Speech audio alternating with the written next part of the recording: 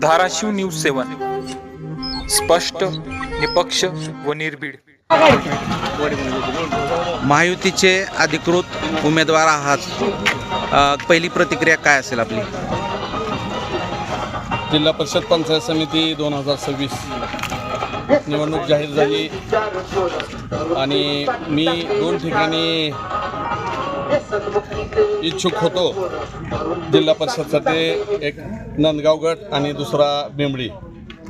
आदरणीय कैलासवासी अजितदादा पवार साहेबांनी माझ्यासाठी खास करून दोन्हीपैकी एक मतदारसंघ मागितला. आदरणीय राणादादा असतील, देवेंद्र फडणवीस साहेब असतील, एकनाथ भाऊ असतील, या सर्वांनी एक जागा देण्याचं कबूल केलं आणि बिंबळी गट मला मिळाला.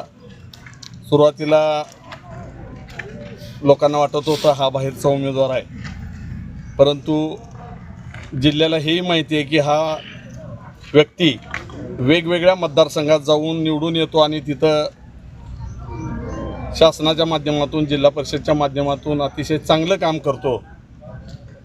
त्याचंच उत्तर म्हणून आज माझ्या तालुक्यातील प्रत्येक बांधव, मतदार बंधू, ज्यांचं माझं नातं नसतानासुद्धा इथं ह्या मतदारसंघात येत आहेत माझ्या परस्पर आणि सांगतायत की बाबा काकाचं काम खूप चांगलं आहे आणि असा माणूस तुम्हाला मिळाला आहे, त्याच्यामुळं तुम्ही त्यांना निवडून द्या.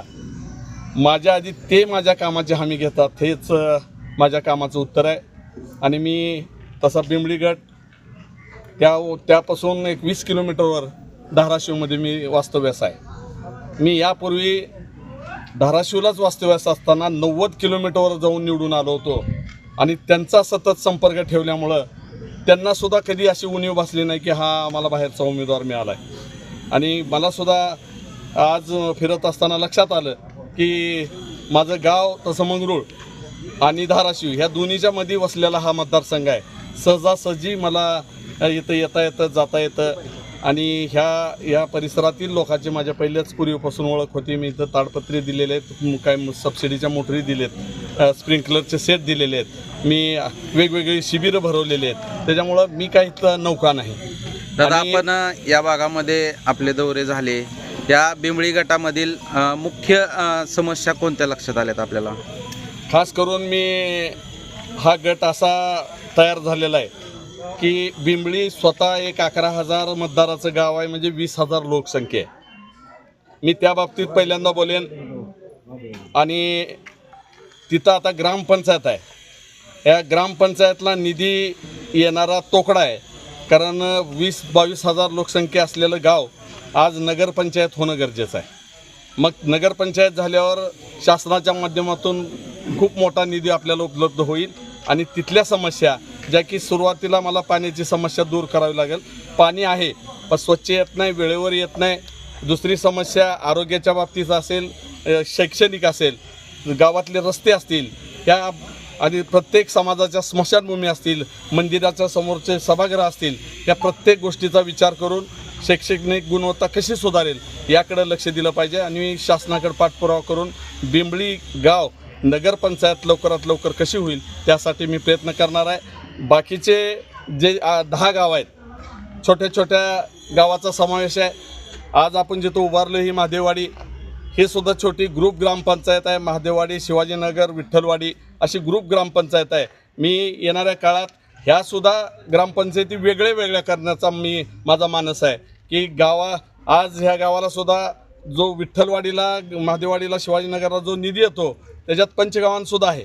मग निधी आल्यानंतर नेमका कोणत्या गावात खर्च करायचा ही मोठी समस्या आहे. त्याच्यामुळं शासनाचं सुद्धा धोरण आहे की गावं छोटी असली तर विकास करायला सोपं जातं. म्हणून ही तिन्ही गावं मी वेगळी ग्रामपंचायत करून भरघोस निधी आणून इथला सुद्धा मी विकास करणार आहे.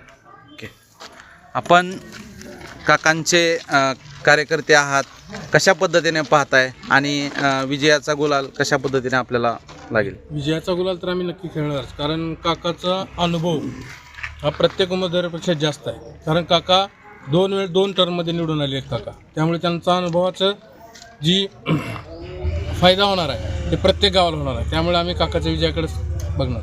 आता बेंबळीमध्ये जे कार्यकर्ते आहेत यांची संख्या पाहता अशी अलोट आहे, परंतु बेंबळीचा अद्यापही विकास झालेला नाही. याकडे आपण कसे पाहताय? कारण बेंबळीत आतापर्यंत जे उमेदवार निवडून आले त्यांना कुठल्या गोष्टीची माहितीच नव्हती, कारण त्यांना जिल्हा परिषद माहिती व्हायला 5 वर्ष जात होते. आता ही संपूर्ण जिल्हा परिषद माहिती असणारा व्यक्ती आमच्याकडे आलेला आहे, त्यामुळं लवकरच आम्ही बेंबळीचा विकास काका करतील अशी अपेक्षा आम्हाला. आव्हान आहे की आपण एक सुशिक्षित उमेदवाराला मत करावं आणि 8 उमेदवार जिल्हा परिषदला आहेत, त्यामध्ये संपर्क करणारा, सतत लोकात राहणारा, जवळच्या निधी खर्च करून किंवा पैसे खर्च करून काम करणारा, शासनाच्या योजनेची माहिती असलेला, जिल्हा परिषदचा अनुभव असलेला, सुशिक्षित आणि निर्व्यसनी उमेदवार आपण निवडून द्यावा. आणि निश्चित मला खात्री आहे की मला निवडून देत असताना माझ्या भगिनी या रुईबर गणातील सुचिता विनोद पाटील यासुद्धा माझ्यासोबत उभे आहेत. त्यांनासुद्धा भरघोस मताने निवडून द्यावं. ते सुशिक्षित आहेत, त्यांचं कुटुंब सदन आहे आणि अतिशय समाजात राहिलेली ही मंडळी आहे. त्याच्यामुळं त्यांनी असतील, मी असेल, माझ्या दुसऱ्या गणातील उमेदवार प्रतिभा बालाजी गावडे या बिंबळी गणातून उभे आहेत, त्यासुद्धा सुशिक्षित आहेत. त्यांचे पतीसुद्धा सभापती म्हणून त्यांनी कामाचा अनुभव आहे. त्याच्यामुळं आम्हाला खात्री आहे की दोन्ही आमच्या भगिनी आणि मी जिल्हा परिषदच्या माध्यमातून, राज्य शासनाच्या माध्यमातून या गटाचा कायापालट करून निश्चितच या गटाचा विकास करू. आणि आज चर्चा आहे की आज आपल्यातून दादा निघून गेलेत, अजितदादा, त्यांना एक भावपूर्ण श्रद्धांजली म्हणून एक मत ह्या महायुतीला द्यायचं आहे, एक मत घड्याळाला द्यायचं आहे, एक मत कमळाला द्यायचं आहे.